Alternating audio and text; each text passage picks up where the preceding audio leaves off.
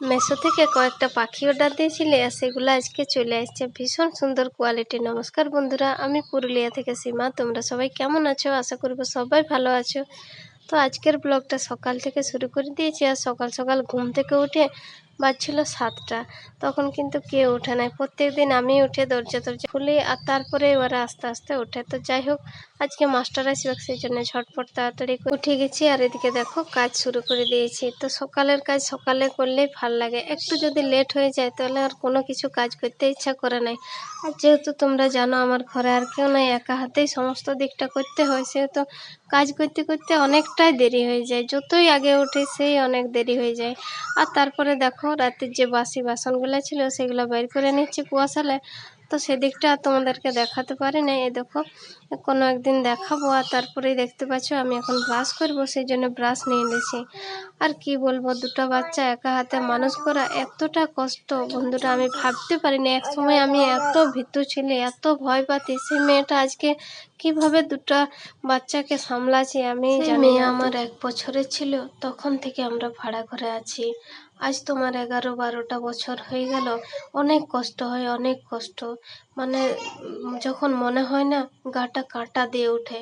আজ পর্যন্ত কত টাকা খরচ হলো, অথচ দেখো এদিকে আমার মেয়েটার জন্য একটা টাকাও জমাতে পারছি না। এত কষ্ট হয় বন্ধুরা, কি করব বলো। নিজেদের যদি একটা ঝুপড়ি ঘরও থাকে তবুও অনেক ভালো, অনেক শান্তি। নিজের বলে তাও তো জানবো যে নিজের একটা ঘর আছে। আর এই দেখো, এটাও আমাদের ভাড়া ঘর। এই ভাড়া ঘরটা অনেক দিন পরে একটু ভালো পেয়েছি। এখানের মালিকও ভালো। যদি ভাড়া দিতে একটু দেরিও হয় কিছু বলে নাই, তবে আমি চাই সব সময় সবার সাথে ব্যবহার ভালো রাখার। যে কথাটা দিই সেই কথাটাই সবার সাথে রাখার চেষ্টা করি। আর কখনো কারোর সাথে ঝগড়া লাগার কোনো ইয়াই নাই। কিন্তু জানি না মানুষ যে আমাকে কেন ভালোবাসে নাই, কেন আপন করে লেই নাই। তবে সব মানুষ তো সমান লয়, তবে যার যেমন আর কি বিচার। আর দেখো বন্ধুরা, এতগুলা দিন কাটে গেছে, তবুও মনে হচ্ছে যে কিছুই হয় না। আবার ভাবতে গেলে নিজের মনে মনে অনেক দুঃখ লাগে যে অনেক কিছু হয়ে গেল। তো যাই হোক, আমি চাইবো পেছনে আর ফিরে তাকাবো নাই। আমার বাচ্চাগুলো ভালো করে মানুষ হোক, তাতে আমার যতই কষ্ট হোক। আমি খেতে পড়তে যদি নাও পাই ঠিক করে, তাও চাইবো আমার বাচ্চাগুলো ভালো করে মানুষ হোক। আর দেখো, সকালবেলা মাস্টার আসবে বলে ঘর দুয়ারগুলো পরিষ্কার করে রেখেছি। আর এইখানে বসবে মাস্টার। এইটুকু হাঁটা চলার জায়গা আছে, এর মধ্যেই কিন্তু পড়াতে বসাতে হয়। কারণ যদি বাইরে কোথাও টিউশন দিই কে নিয়ে যাবে, তাই অনেকটাই কষ্ট হয়। আমার মেয়ে আর ওর বান্ধবী মিলে এখানে বসে, প্রত্যেক দিনেই প্রায় হয় টিউশন। তো দেখতেই পাচ্ছ, আর আমি যেখানটায় থাকি সেখানটায় ভালোভাবে গুছিয়ে রাখার চেষ্টা করি। কিন্তু কি করবে, ঘরে ছোট বাচ্চা থাকলে অতটা গুছা পরিষ্কার করা যায় না, থাকে না, আমার তো মনে হচ্ছে। তো যাই হোক বন্ধুরা, সবাই একটুকু চেষ্টা করবে আমার পাশে থাকার যদি পারো। আর এই দেখো, আমার কিন্তু এদিকের কাজ হয়ে গেছে। তারপরে আজকে দেখাবো কি রান্না করব কি নাই সব কিছুই। আর এই যে ভিডিও বানাচ্ছি, এটাও কিন্তু পছন্দ করে না অনেকে। তার মধ্যে ভিডিও বানাতে হয়, যেহেতু আমি এই কাজটা করছি, ঘরের কাজ নিয়ে ভিডিও বানাই। আর তোমাদেরকে তো জানো, আমি রান্না দেখাবো বলেই এই চ্যানেলটা খোলা। প্রথম দিকে হয়তো অনেক রান্নাও দেখতে পাবে আমার চ্যানেলে, কিন্তু এখন আর দেখো পাচ্ছি না। তাই ব্লগ ভিডিও দিই আর রান্নার ভিডিও মাঝে মাঝে দিই। আমাকে জানি না কে কতটা ভালোবাসে, তবে আর কি বেশি মানুষের সঙ্গে অতটা ইয়াও হয় নাই। কারণ অনেক দিন পর্যন্ত আমি এই চ্যানেলটা বন্ধ রেখে দিয়েছিলি, কিছু কাজ করতে পারছিলে না। আমার বাবু অনেকটা ছোট ছিল, তারপরে আর কি বলবো, ঘরে অশান্তি সব কিছু চলতে থাকে। তার মধ্য দিয়ে আমি আবার চেষ্টা করছি যে ভিডিওগুলো তুলে ধরবো তোমাদের সামনে, আমার যেমন এই পরিস্থিতি হোক। তো দেখো, এই একটা ছোট্ট রান্নাঘর, এখানে আমার রান্না বান্না হয়। আর যাই কিছু হোক না কেন, ঘরে যদি শান্তি না থাকে সেই ঘরে মনে হয় থাকতে মন যায় না। আমার তো তাই মনে হয়।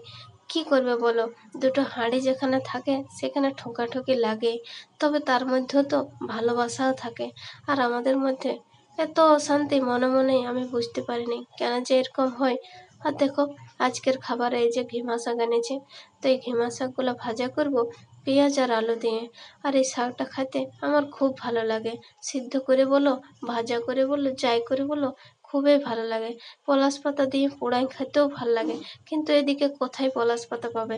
গ্রামের দিকে এই শাকগুলা পুকুরের পাড়ে পাওয়া যায়। আর আমাদের এখানে দেখো কিনে খেতে হয়, এতটা মানে ইয়ে।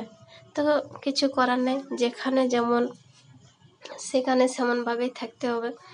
তো এই দেখো এই শাকগুলা একটু আমি দেখছি ভালো করে, যে গ্রামের দিকে আমরা এগুলা তুলে নিয়ে আসতি বিকাল হলে প্লাস্টিক করে, অনেক বন্ধুরা মিলে তুলতে যেতি তখন আমার বিয়ের আগে। তো সেগুলাই মনে পড়ছে, দু একটা ফটো তুলে নিছি। আর কি বলবো বন্ধুরা, এতটা মানে কষ্ট হচ্ছে খাবার দাবারের, সব কিছুই এত কষ্ট হচ্ছে। এইরকম নাইটি জামা কাপড় কোনোদিনও জীবনে পরে থাকিনি, কিন্তু আজকে দেখো কেমনভাবে থাকতে হচ্ছে। মানুষ কতটা পরিবর্তন হয় পরিস্থিতির কারণে, সেটা আমাকে দেখেই বুঝতে পারবে। তো যাই হোক, চলো শাকগুলো বাছে নিই তোমাদের সঙ্গে গল্প করতে করতে। আর এদিকে দেখতেই পাচ্ছ অনেকগুলো শাক আছে, আর এগুলো বাছতে অনেক টাইম লাগবে, যেহেতু গ্রামের থেকে নিয়ে আসে, মানে পুকুর থেকে ঘাস পাতা খড়কুটা অনেক কিছুই থাকে, তাই ভালো করে পরিষ্কার করে বাছে তারপর ধুয়ে কাটতে হবে। আর এই ঘিমা শাক ভাজা আর ডাল আর ভাত, এই হয়েছিল আজকে দুপুরের খাবার। রান্না বান্না করে ঘরের সমস্ত কাজ করে একটু গেছিলি ব্যাংকে, কাজ ছিল।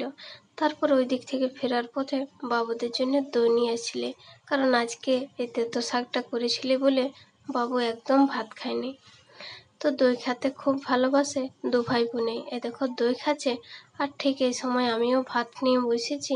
আর ওইদিকে একটা পার্সেল আসছে, মেশো থেকে পার্সেলটা এসেছিল 126 টাকার একটা পাখি সেট, খুব সুন্দর এসেছে, কম দামের মধ্যে।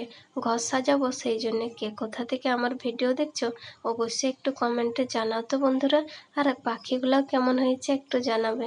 এখন রাখি তবে, টাটা।